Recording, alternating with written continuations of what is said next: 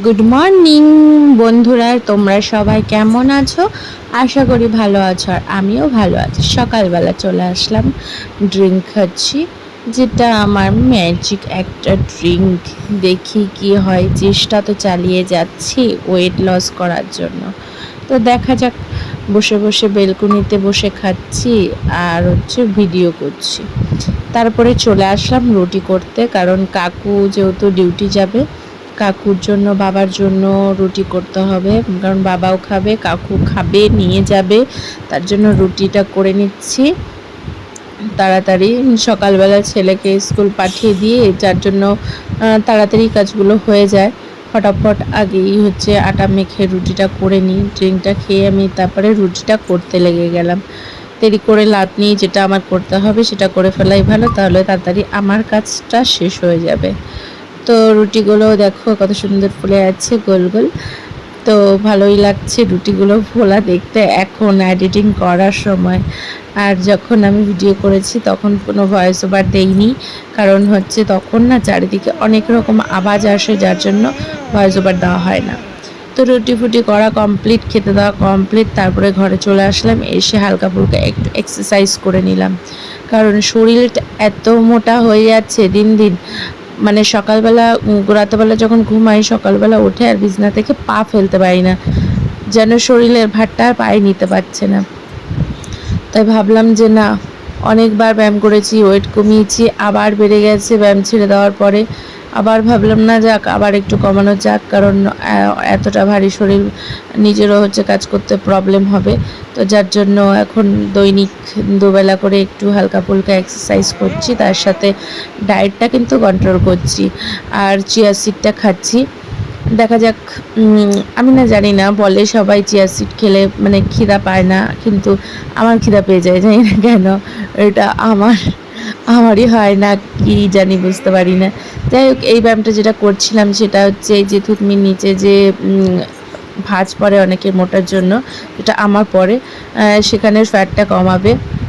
আর এইটা হাতের ফ্যাট কমানোর জন্য এই এক্সারসাইজটা করা। তো কিছু কিছু ব্যায়াম আছে, অনেকগুলো করেছি, কারণ সব ভিডিওগুলো তোমাদের সাথে সব এক্সারসাইজের ব্যায়ামগুলো শেয়ার করলাম না। এরপরে পেটের ব্যায়াম করব। তারপরে চলে আসলাম, যে ব্যায়াম করা হয়ে গেছে, এবার রান্না বান্নাটা আমার কমপ্লিট করে নেওয়া যাক, কারণ এদিকে চিয়া সিড একটু খেয়েছি আর একটু রয়ে গেছে। আর আমার জন্য করে নিলাম ভেন্ডি সেদ্ধ, কুঁদরি সেদ্ধ, কারণ এগুলো আমি খাবো না। আর এখন এটা ভেজে নিচ্ছি, শুশনি শাক ভাজা দিয়ে তেল গরম করে নিয়ে তার মধ্যে রসুন দিয়ে তারপর শাকটাকে দিয়ে ভেজে নিচ্ছি। ভাজা হয়ে গেলে তারপরে দুপাশে আমি দুটো তরকারি বসাবো, কারণ তাহলে ফটাফট হয়ে যাবে। ওই পাশে যেহেতু ভেন্ডি সেদ্ধটা হচ্ছে, এই পাশে আমি শুশনি শাকটা ভাজা করে নিচ্ছি। আর শুশনি শাকটা ভাজা হয়ে গেছে, এবার আমি লাউ শাকটা করে নেবো। লাউ শাকটা করে নিচ্ছি একটু সেদ্ধ টাইপের, কারণ মাকে একটু দেবো, যার জন্য তেল মশলা দেওয়া যাবে না। তো তার জন্য আমি সেদ্ধ টাইপেরই মশলা ছাড়াই করব। নুন হলুদ জল দিয়ে এটাকে ঢাকা দিয়ে আমি সেদ্ধ করতে বসিয়ে দিলাম। এবার এই পাশে কড়াইতে আমি গরম বসিয়ে আমি একটু শঙ্কর মাছটা ভেজে নিচ্ছি। ভাজা হয়ে গেলে পরে এই পাশে আমার মোটামুটি শাকটা সেদ্ধ হয়ে গেছে, এর মধ্যে একটু তেল দিয়ে এবার একটু জিরা ফোড়ন দিয়ে দেবো। জিরা ফোড়ন, কালো জিরা ফোড়ন, পাঁচ ফোড়ন ছিল না, তার জন্য একটু মিলিয়েই দিলাম জিরা, কালো জিরা, আর দিয়ে দিলাম লাউ শাকটা। এবার একটু ভালো করে ফুটে উঠলে একটু মিষ্টি দিয়ে নামিয়ে দেবো, নুন ঠিকঠাক দেখে। আর এখানে শঙ্কর মাছগুলো একটুখানি পাল্টি করে দিলাম, সব মাছগুলো ভেজে উঠিয়ে নেব। আর এখানে দেখো শঙ্কর মাছের জন্য একটু তেল দিয়ে দিলাম, তার মধ্যে পেঁয়াজ, আদা, রসুন, টমেটো, নুন, হলুদ সব দিয়ে ভালো করে এটাকে কষিয়ে নেব। লঙ্কার গুঁড়া দেই না, লঙ্কার গুঁড়া এখন খাওয়া বন্ধই করে দিয়েছি।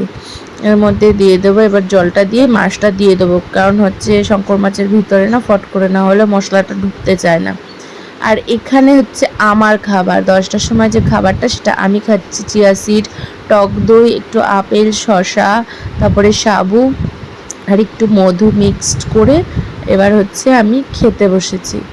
এটা খাচ্ছি, কি করব, কষ্ট লাগে খাবারগুলো দেখলে যে খেতে পাচ্ছি না, কিন্তু জিভটাকে অনেক কষ্ট করে কন্ট্রোল করে রাখি। খেতে কার না ভালো লাগে, সবারই খেতে ভালো লাগে, কিন্তু বাঁচতে হলে কাজ কমপ্লিট করে চলে এসেছি। করতে হতো। এবার স্নান করব আর খাওয়া দাওয়া করব, তারপরে একটু ছেলে স্কুল গেছে, এখনও আসেনি। রান্নাবান্না করে গ্যাস ট্যাস মুছে সব কমপ্লিট করা হয়ে গেছে। স্নান করবো, পুজো দেবো, খাওয়া দাওয়া করতে হবে।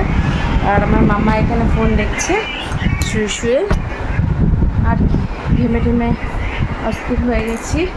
বাইরে না পুরো, কালকে যেহেতু বৃষ্টি হয়েছে, বাইরে পুরো মেঘ বলছি, সরি, ব্যাঙগুলো গ গ গ গ করে ডাকছে। তো যাই হোক, আজকের ভিডিওটা এখানেই শেষ করছি। দেখা হবে পরের ভিডিওতে। ভালো লাগলে অবশ্যই লাইক, কমেন্ট, সাবস্ক্রাইব করতে ভুলবে না। আর অবশ্যই সুন্দর সুন্দর কমেন্ট করো। আর একটু ভিডিওটা পারলে সবার কাছে শেয়ার করে দিও, যাতে আমিও একটু উপরে উঠতে পারি। তো tata, bye bye, see you.